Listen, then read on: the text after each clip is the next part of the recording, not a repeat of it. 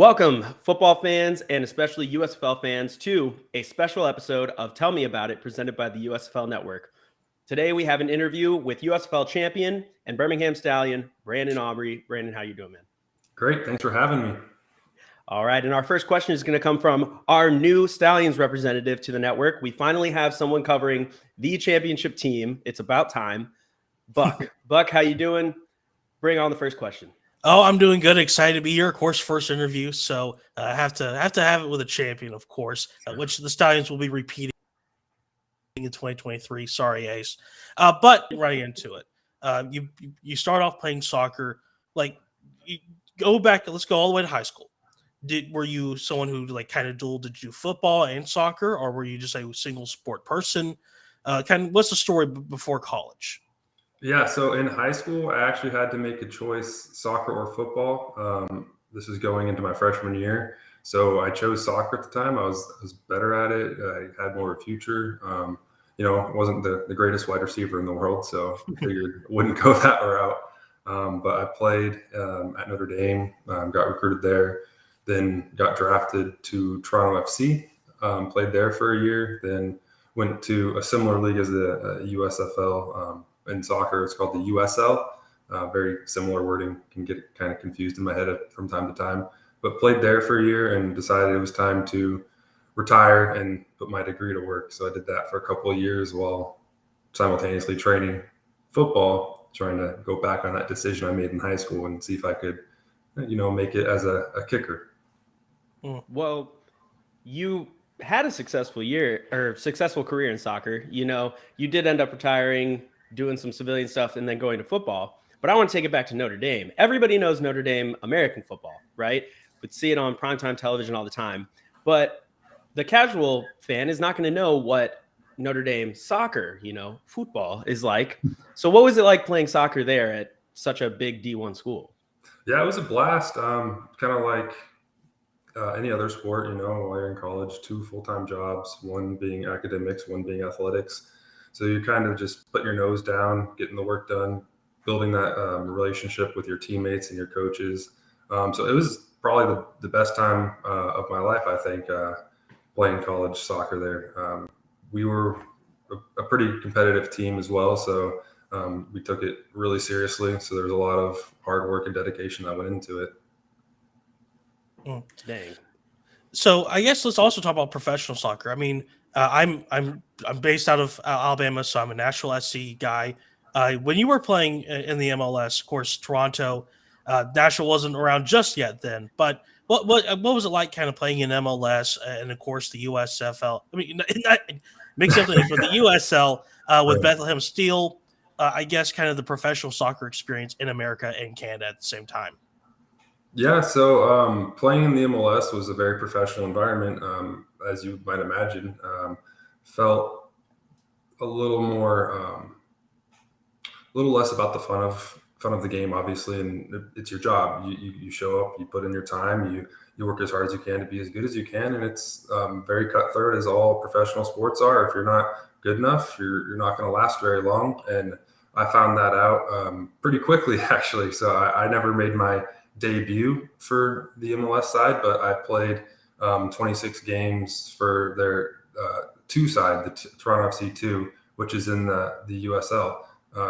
So I worked my butt off, and I tried as hard as I could to break through, but I could never find that breakthrough moment. So when my contract came up after that first year, they took a look at me and they said, "Hey, we like our guys in the academy just as much as we like you, and you're a little bit more expensive, so we're going to go with those guys." So I would say it's very cutthroat, very professional, very matter of fact, just like you would expect any professional sports to be. And the MLS just keeps growing, so we're attracting worldwide talent now. So you're not just competing with those college guys that you competed with in college. Now you're competing with guys in Norway or guys in Spain that maybe don't want to play in their home countries and have had a professional upbringing.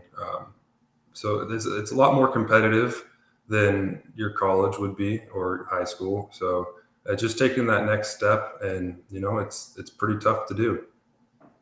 Well, While it's never a happy experience, like leaving a sport, I'm a little happy that it happened because it led you to football. You ended up retiring from soccer and came back to football. Now, to a casual football fan, they probably assume going from soccer to kicking in, college, NFL, USFL isn't that hard. But I've talked to and interviewed enough kickers and punters to know that there is a lot that goes into it. So I was wondering, what was the learning curve like for you, and what specific struggles did you have moving back into football after focusing on soccer for so long? Yeah, there's a major difference between soccer and football, and it took me 2 years training with a one-on-one coach 3 times a week, and then doing drills on my own every other day before I even put my name out there that I was trying to be a professional kicker. So it took a lot of work, and the two biggest things is kicking footballs is significantly more mentally taxing than playing soccer, where soccer is more physically taxing. You kind of get into that flow state while you're playing soccer. You're not thinking about anything. You just kind of play through the motions that pop into your head in that second. But when you're kicking, I mean, you're watching your team drive the ball down. You might be down a point with a couple minutes left. You know it's coming the whole time, but you only have that short 5 seconds when you're running out to the field and you go and you kick the ball. So that mental toll is a lot tougher in football than it is in soccer. And then you're just mastering one motion, and you got to be able to get into the exact same spot to have the exact same result every single time. Which in soccer, the ball's never coming at you the same way. So it's figuring out a lot more structure in your training, trying to be a lot more consistent and precise with your movements as opposed to just get the job done in a number of ways. Another, just to caveat on that, you talk about mastering one motion, and a lot of practicing kicking, you're not wearing pads. And I noticed you have that sweet Birmingham Stallions helmet Yeah. back there. And so it brought a question to my head. Is it much different when you're going through that one motion without pads than when you put it all on and then do it? Or is it kind of just the same? For me, the thing that makes the difference is that big old helmet there because it weighs a bit and it kind of throws you off a different balance. With the pads, we try to get them as small as possible so they make as little impact as possible. But definitely, the helmet is something to get used to. Makes sense. All right, so let's start getting into kind of the meat. Why the USFL? Why kind of there's other leagues out there that were already kind of going, and then others that were preparing, but why the USFL? Was it just something that you saw? Was it just kind of the idea? Yeah, so obviously everyone's end goal is to play in the NFL. That's playing football. So whenever I would go to combines or events where there's NFL scouts there, they would tell me, "You look like you have the talent, but we don't have any game film on you. We have no idea if you can do it under pressure, or if you can do it in a game environment with the live snap and hold and guys rushing at you." So I really put my name out into as many hats as I possibly could. I saw the USFL was coming up, and I went to an event with USFL scouts with the hopes of them giving me an opportunity to get that game film and show that I could do it under pressure. And as luck to have it, Holtz was a Notre Dame grad just like me. And he figured, hey, might as well give this guy a chance. He seems like he's got all the tools there. Let's see if he can do it. Well, Skip Holtz, he's the head coach of the Stallions. What was it like when you first got drafted by Birmingham? What was your first reaction? And where were you during the draft? Were you at home? Were you out? Yeah, I was actually sitting right here in this chair with my wife watching the live stream on Twitter on my computer. I was working as a software engineer at the time, so I was kind of neglecting those duties for those hours that the draft was on. But when the kicker round came up, we were just refreshing Twitter on repeat. And then, my name popped up there with the Stallions. And my wife had told me that before the kicker round started, I think the Stallions are going to take you because Skip Holtz is going to have the Notre Dame connection. I just kind of laughed it off, but she was right. And, I kind of jumped out of my seat and was just excited to be given an opportunity. So let's start talking about the hub. Of course, every game in Birmingham besides the playoffs, and of course you have the couple of weeks in Legion Field. But training camp wise, at least, everyone was in the Sheraton Hotel right by the stadium. I heard it was a very fun place to be for a while. Do you Yeah, have any stories that you can tell?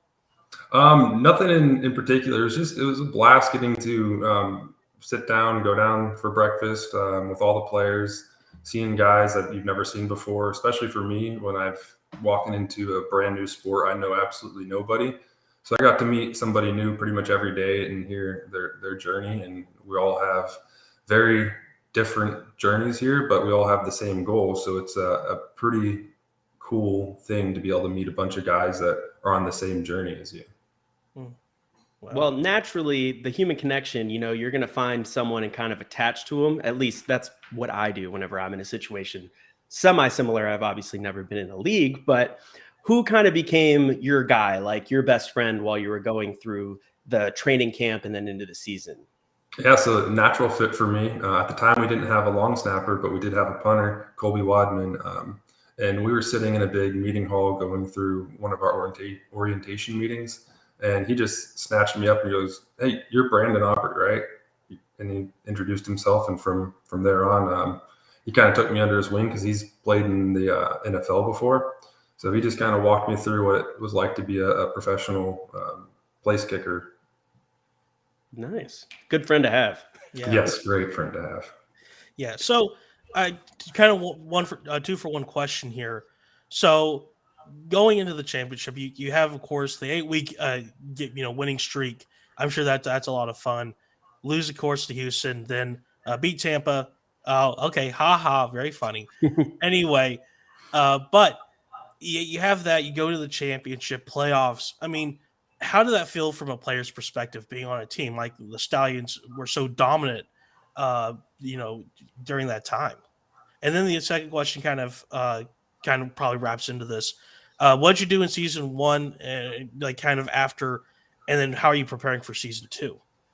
Yeah, so going to the playoffs in any sport event is obviously the goal when you step foot on the field for the first time. So to achieve that goal, you got to take a moment to appreciate it and celebrate it. Then it's right back to the grind, and you're even more focused than you had been maybe week one. So it's a quick celebration. You let yourself enjoy the moment for a little bit, but then you get right back to it. And just a couple extra weeks of football, and if you can keep going, you just do the same thing. Celebrate that playoff win. Now start preparing for the next one.